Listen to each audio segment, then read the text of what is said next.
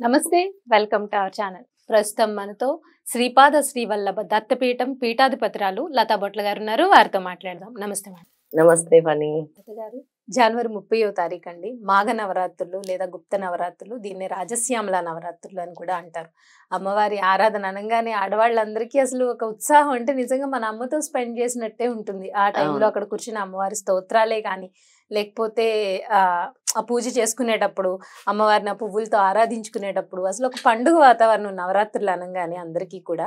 జన్మాత ఆవిడ అందరికీ తల్లి కాబట్టి అదే భావన కలుగుతుంది. ముల్లోకాలకి మూలపుటమ్మ కదా అండి. సో రాజశ్యామల అమ్మవారి నవరాత్రులు ఇప్పుడు కొత్తగా మొదలు పెట్టాలనుకున్న వాళ్ళు, లేదు అసలు ఎలా చేయాలో తెలియదు కానీ చెయ్యాలన్న ఒక ఉత్సాహం ఉంటుంది, అటువంటి వాళ్ళు ఎలా ఈ శ్యామల నవరాత్రులు వినియోగించుకుని అమ్మ ఆరాధనకి అలాగే అమ్మవారి ఆశీస్సులు పొందాలండి అంటే ఏం చేయాలండి? చాలా మంచిది. ఆడవాళ్ళు పూజ చేసుకుంటే ఈ గుప్త నవరాత్రులు చాలా ఆధ్యాత్మికంగా చాలా అందరికి తాతాలు ఆడుతూ ఉంటారు. మేము ఆధ్యాత్మికంగా ముందుకెళ్ళాలి, అమ్మకి చాలా దగ్గర అవ్వాలి అని. ఈ ఆధ్యాత్మిక సాధనలో ఉండే వాళ్ళు ఎక్కువ ఈ గుప్త నవరాత్రులు అనేవి చేసుకుంటారు. ఈ మాఘమాసంలో వచ్చే ఈ నవరాత్రుల్ని రాజశ్యామల నవరాత్రులు అంటారు, గుప్త నవరాత్రులు అని కూడా అంటారు. ముందుగా ఈ గుప్త నవరాత్రులు అనేవి చాలా గుప్తంగా ఉండేవి. తర్వాత ఇవి బహిర్గతం అయిపోయి ప్రతి ఒక్కరు కూడా ఈ గుప్త నవరాత్రులు చేయటం ఆరంభించారు. అయితే ఇప్పుడు అందరూ చెయ్యొచ్చా అండి? అదేం తప్పలేదు. చెయ్యొచ్చు, అంటే ఇది ఒక సాధన. సాధకులు చేసుకునేవి గుప్త నవరాత్రులు. కానీ ప్రతి ఒక్కరు కూడా మేము కూడా అమ్మవారితో దగ్గర అవ్వాలి అనుకునే వాళ్ళందరూ కూడా ఈ గుప్త నవరాత్రులు, ఇప్పుడు అమ్మవారిని పూజించే వాళ్ళు, అమ్మవారి భక్తులు, అలాగే అమ్మవారి ఉపాసన చేసే వాళ్ళు ఎక్కువ చేస్తూ ఉంటారన్నమాట. అలాగా అమ్మవారికి చాలా దగ్గర అవ్వాలి, ఈ ప్రకృతి యొక్క శక్తిని తీసుకోవాలన్నా కూడా అమ్మవారి సంకల్పమే ఉండాలి. అయితే ఏమన్నా నియమాలు పాటించాల్సిన అవసరం తప్పకుండా ఉంటుంది. అసలు చాలా పరిశుభ్రంగా ఉండాలి. ముందు పరిశుభ్రత అనేది చాలా ఇంపార్టెంట్. శుచి శుభ్రం అనేది ఇంపార్టెంట్. ఇల్లు అంతా శుభ్రంగా ఉంచుకోవాలి ఈ నవరాత్రులు చేయాలంటే. తర్వాత మీరు శుభ్రంగా ఉండాలి. తర్వాత ఉల్లిపాయ, వెల్లుల్లి ఇలాంటివన్నీ తినకూడదు. తామసం కలిగించేవి ఏమి కూడా తినకూడదు. సాత్వికమైన ఆహారం తీసుకోవాలి. బ్రహ్మచర్యం పాటించాలి. మద్య మాంసాలు స్వీకరించకూడదు, అస్సలు ముట్టకూడదు. అవన్నీ కూడా చాలా దూరంగా ఉండాలి. తర్వాత భక్తితోనే ఉండాలి. మీ మనసంతా కూడా భక్తితోనే నిండి ఉండాలి. వేరే ఆలోచనలు ఉండకూడదు, అబద్ధాలు ఆడకూడదు, గట్టిగా గొడవలు పడకూడదు, గట్టిగా మాట్లాడకూడదు, శాంతమూర్తిగా ఉండాలి, అనవసరంగా ఎవరిని నిందించకూడదు. ఆ 9 రోజులు కూడా మీలో ఒక ట్రాన్స్ఫర్మేషన్ రావాలి. అమ్మవారు మిమ్మల్ని అనుగ్రహించాలి అంటే మీలో ఒక మార్పు రావాలి. అంతే కదా, శాంతిగా ఉండాలన్నమాట. తర్వాత ఎవరైతే పూజ చేయాలనుకుంటున్నారో వాళ్ళు సాయంత్రం పూటే పూజ చేయాలి. నవరాత్రులు, గుప్త నవరాత్రులు అంటే సాయంత్రమే చేస్తూ ఉంటారు ఎక్కువగా. అలా అంటే ఉదయం చేయకూడదు అని కాదు, ఉదయం సాయంత్రం కూడా చేయాలి. ఉదయం పూట కూడా దీపం పెట్టుకోవాలి, అమ్మవారి దగ్గర కలశం పెట్టుకోవాలి. చక్కగా కలశం చెంబు తీసుకొని అందులో గంగాజలం వేసి, అందులో పసుపు కుంకుమ అక్షింతలు వేసి, దాని మీద కొబ్బరికాయ పెట్టుకొని ఎర్రటి రవిక పెట్టుకోవచ్చు. దుర్గాదేవి స్వరూపాలు ఇవన్నీ కూడా. ఏ అమ్మవారైనా ఇప్పుడు దశమహావిద్యల్లో కూడా అమ్మవారి రూపాలు అంతే. కాళికా అమ్మవారు, తారాదేవి, భువనేశ్వరి, అలా రాజశ్యామల, నీల సరస్వతి అని కూడా అంటారనమాట. ఈ అమ్మవారిని మాతాంగి అని కూడా అంటారు. వ్యాపారంలో ఉన్నత స్థితికి వెళ్ళాలన్నా, మన జ్ఞానం రావాలన్నా, రాజకీయాల్లో రాణించాలన్నా రాజశ్యామలని ఎక్కువ పూజిస్తారు. ఈ అమ్మవారిని ఎక్కువ పూజిస్తారనమాట.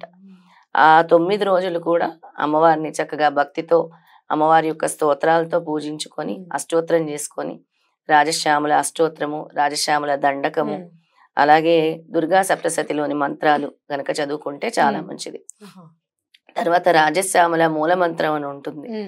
ఈ నవరాత్రులు అయిపోయిన తర్వాత కూడా ఒక సంకల్పం అనేది పెట్టుకొని 41 రోజులు రోజు 3 మాలలు చేస్తే రాజశ్యామల మూల మంత్రం మీరు అనుకున్నది తప్పకుండా నెరవేరుతుంది. ఒక సంకల్పం అనుకుని చక్కగా 45 రోజులు 41 రోజులు మండలం అంటారు. 41 రోజులు 3 సార్లు చేయాలి. ఈ నవరాత్రులు అందులో కంటిన్యూ చేయొచ్చు. ఆ 9 తీసేసి మినహాయించి 41 రోజుల్లో 9 తీసేసి మిగతా రోజులు చేసుకోవచ్చు.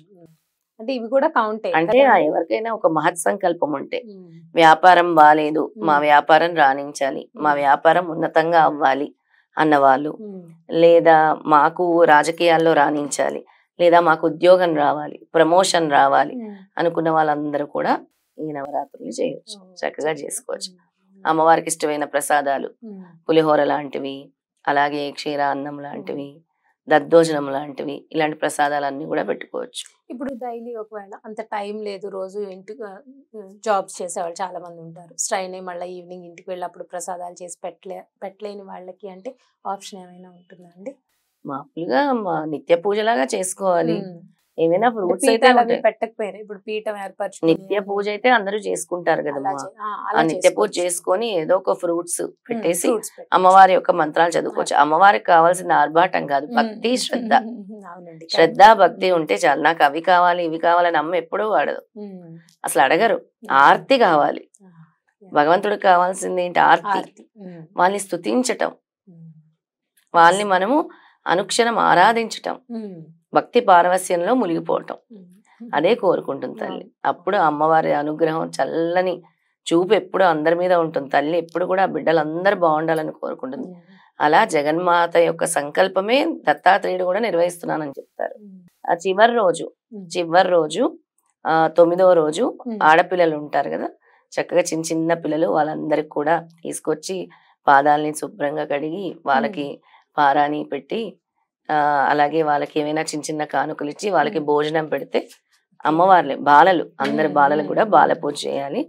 అలాగే మాతృదేవత అంటే మీ ఇంట్లో ఉండే మీ తల్లిని పూజించుకోవాలి 8వ రోజు. అప్పుడు చాలా ఫలితం అన్నమాట. మాతృమూర్తి పూజ చేయాలి తప్పకుండా.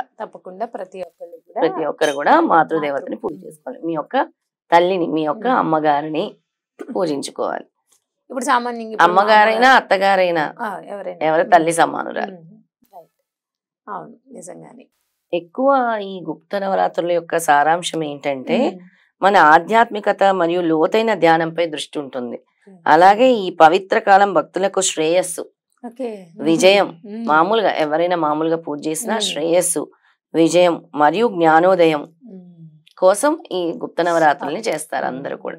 జ్ఞానోదయం అంటే మీలో జ్ఞానం లేదని కాదు, ఉంది, ఇంకా మారాలి అనేది అమ్మవారు కూడా కోరుకుంటారనమాట.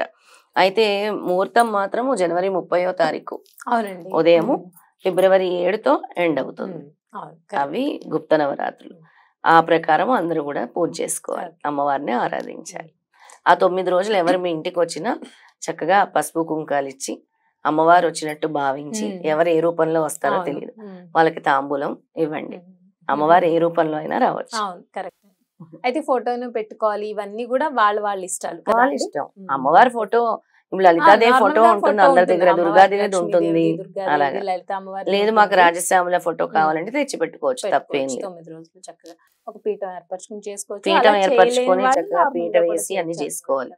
ఇంకా చాలా మంది ఏం చేస్తారంటే పని, చక్కగా ఒక మట్టి పాత్ర తీసుకొని అందులో మట్టి వేసి నవధాన్యాలు వేస్తారు. లాస్ట్ రోజు మొలకల్లాగా వస్తాయి. తర్వాత ఆ మొలకల్ని ఒక పూల కుండి లాంటి దాంట్లో వేసేసి అందులోనే ఉంచుతారనమాట. అవి పెరుగుతూ ఉంటే శుభ సూచకంగా. అయితే ఈ నవధాన్యాలు అనేవి మీకు నవగ్రహ దోషాలు ఉంటాయి కదా ప్రతి ఒక్కరి జీవితంలో. ఈ నవగ్రహ దోషాలు పోవడానికి అమ్మవారిని పూజిస్తూ మనము అఖండ జ్యోతి వెలిగించే పాత్ర ఉంటుంది కదా, మట్టి పాత్ర, అందులో మట్టి వేసేసుకొని అందులో నవధాన్యాలు వేసి మీ సమస్త దోషాలు కూడా పోవాలి అని చెప్పి కోరుకొని అమ్మవారిని రోజు కూడా ఈ 9 రోజులు కూడా పూజా మందిరంలోనే అమ్మవారు మీరు ఎక్కడైతే కలశం పెట్టుకుంటారో అక్కడే పక్కన పెట్టుకోవచ్చు. ప్రతిరోజు నీళ్లు చల్లుతూ ఉండాలి. నవగ్రహాలకి పరిహారం అన్నట్టు. ఈ మీ నవగ్రహ దోషాలు తొలగడానికి ఇది ఒక మార్గం అన్నమాట.